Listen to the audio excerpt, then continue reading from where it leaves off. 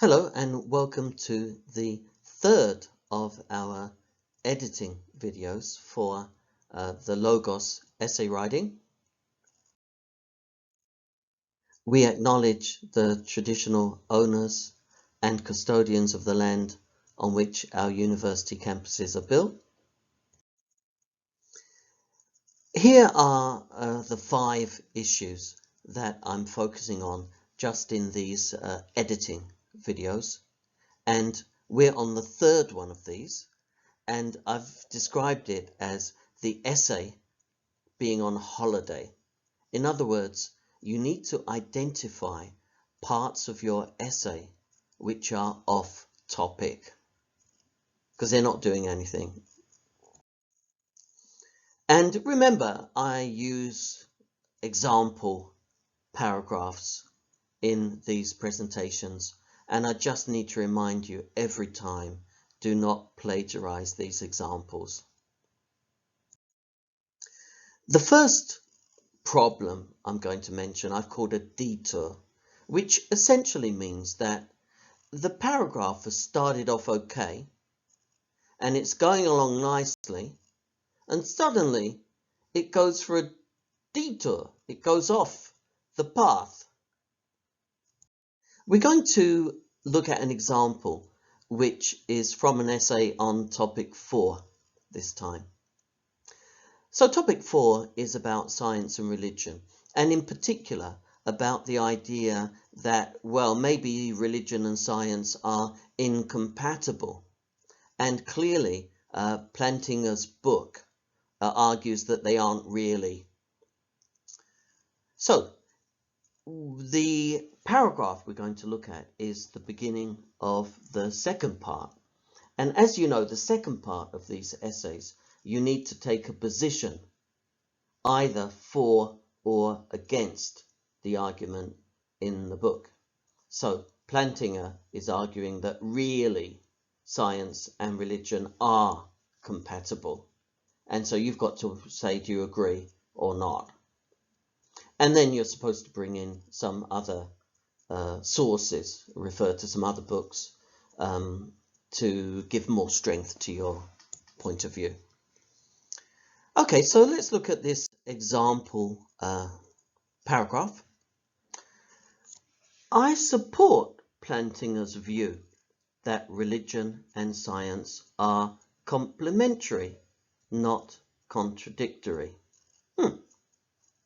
As Blah points out, they've got a reference in, evolution is a natural process which Christians can celebrate as part of God's creation. Notice that they're not writing any really long sentences. And I've already said in another presentation that that's a good strategy generally. At the same time, their faith provides Christians with answers to many fundamental questions to which science is unable to provide an answer. And another very effective strategy is to use the topic words frequently. So the topic here is about religion and science. So you can use those words freely and frequently to make sure that you're keeping on the topic. Okay? So I think you'll agree, so far, so good. For instance, it has been proven that dinosaurs suddenly became extinct about 66 million years ago. Reference. This is an amazing mystery which has puzzled archaeologists ever since. And while evolution can explain how life developed, it is unable to explain how it started. For Christians, this is not a dilemma, since biblical revelation provides the answer in the book of Genesis. So, did you notice where this paragraph seemed to suddenly go on a detour? Well, it's not the beginning. We've already seen that that's a very effective sentence for the beginning of the second part, and it tells us what the position of this student is. And that question asked the student to focus on one particular conflict or supposed conflict between science and religion. And so in the second sentence, they've named it evolution. So we're expecting that they're going to focus mainly on evolution for part 2, because that's the one they've chosen. And then they've got a couple of sentences where they're beginning to explain the issue of evolution and how that relates to, religion and science. And we see the word evolution coming up at the end. Again, that good strategy of using the topic word frequently. So the particular specific topic is evolution.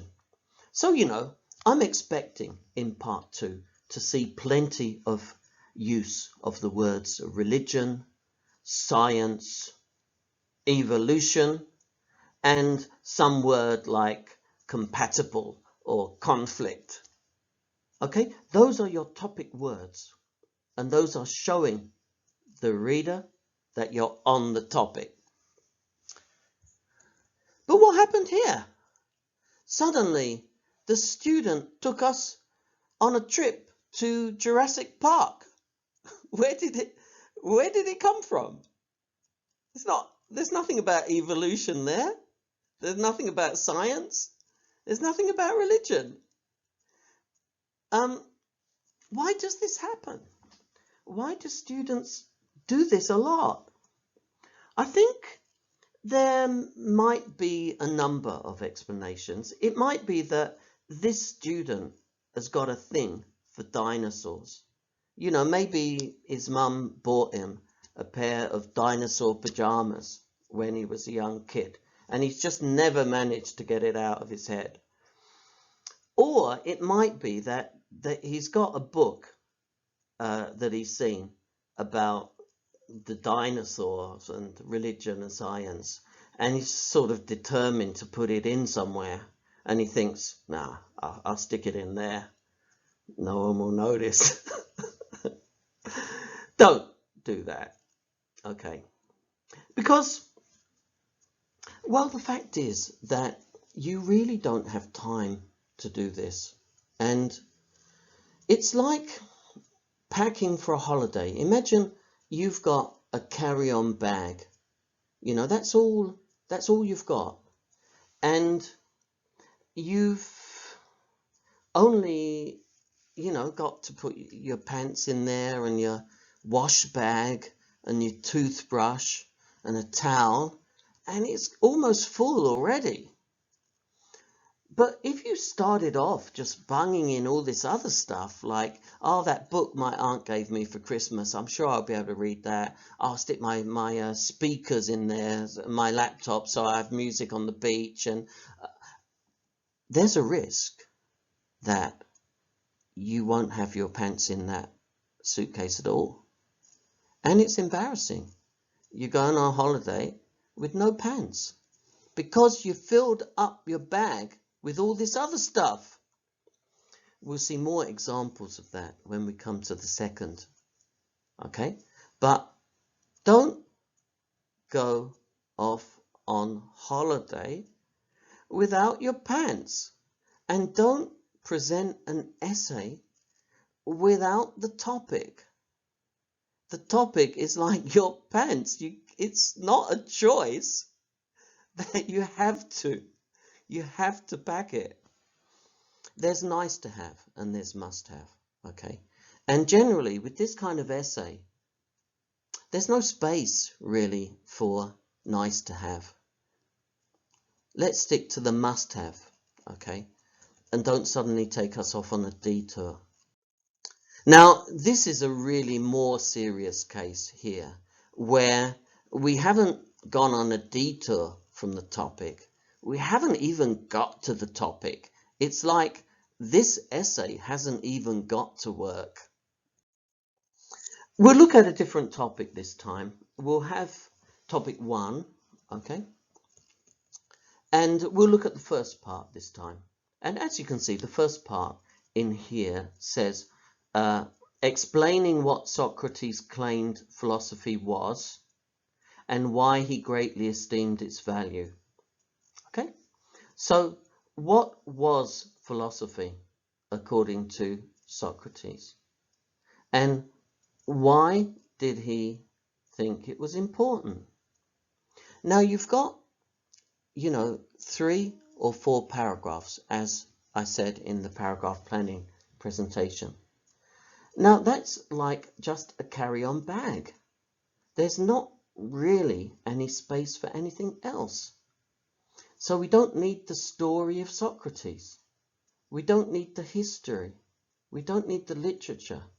We don't need what he had for lunch. We just need really those 2 things.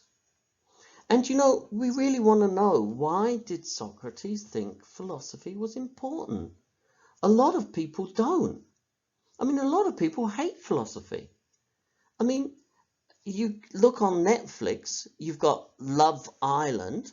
When did you ever see Philosophy Island as a hit show? It's not there. So why did Socrates think that philosophy was important? Tell us. Okay, we need an answer to that. Instead, what a lot of students serve up is something that hardly gets to the topic at all. Yeah, Socrates was a philosopher, lived in ancient Greece. There's no topic sentence there, so, what's this paragraph about? We don't know. How does it relate to the question? No idea. Yeah, Plato wrote a book. It was called Apologia. Blah de blah. He was put on trial. What was he accused of? Not in the question. Yeah, it's not in the question. The question is, just remember, because we've got lost already. The question, do you remember, was what did Socrates claim philosophy was? And secondly, why was it important? Okay, everything else is fluff. I used that expression in an earlier video, and the first one in editing. And I mean, in this essay, it's not just like fluff in the belly button. It's poured out. It's overflowing. It's taking over. It's fluff apocalypse over here. Okay. Suddenly, at the end of the essay, that last sentence, they seem to suddenly remember that they're answering a philosophy essay. And it's almost like that guy who takes the whole week off and then gets to their desk on Friday afternoon and they try and do the whole week's work in 1 hour. And it's all rushed, okay? And it's like this, because the paragraph has wasted all these words on other stuff. And suddenly there's a panic. And the student sort of tries to answer it all in one sentence. And it's not, it doesn't have any depth. Anyway, so look, get to the point. As I said earlier, you're packing like a carry-on bag. There's no room for all this other stuff. Get straight to the point, straight to the topic. Pack your pants. So, we're expecting for part 1 of this essay, topic sentences at the beginning of paragraphs that get straight to the point.